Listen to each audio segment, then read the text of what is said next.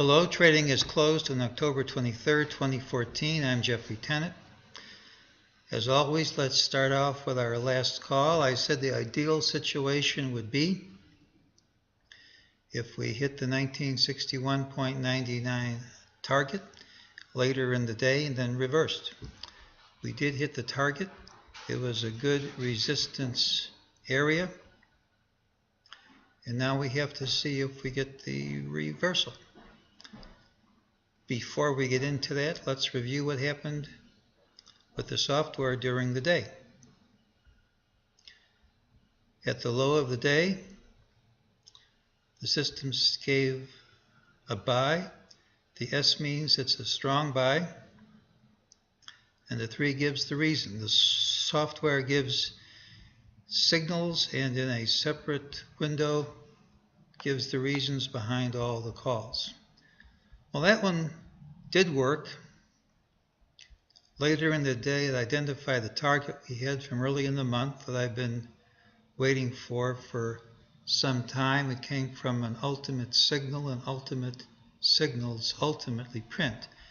And that's important because later in the day we got an ultimate sell signal, and the color-coded target is 1954.90 with no time limit. The software says that this late rally is a false move. It gives a target of 1957.54, and there is another lower target based on the system of 1950.32, most likely to print by early Tuesday. So mejt doesn't like this rally very much. Let's look at some other stuff. This was a mejt resistance area. It held until late in the day. As I've said many times, institutions aren't going to wait until late on a Friday afternoon to make a break above resistance.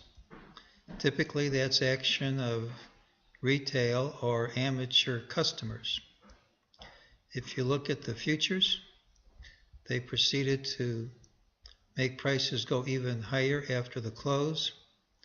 In a high percentage of cases, this gets reversed with a gap down Monday. It doesn't have to happen, but it happens a large percentage of the time.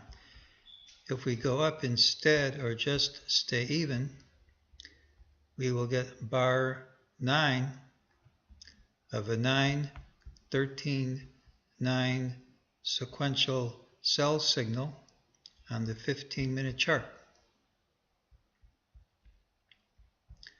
We have active combo and sequential sell signals on the 65-minute chart and on the 78-minute chart. The stops have not been violated yet. If you look at a daily chart, we had a decline which went through the TDST line here, which means we should get, in the vast majority of cases, a completion of 13 bars of countdown down. That would require that we do not get 9 bars of countdown up. If 7, 8, and bar 9 continue up, that rule gets broken. In particular, bar number 9, which will print Wednesday, should close lower than the close of number 5, which is 1950.82. So, for all these reasons, I am looking for lower prices on Monday. Not necessarily right from the open, but a high percentage of the time getting a gap down. And that's today's call.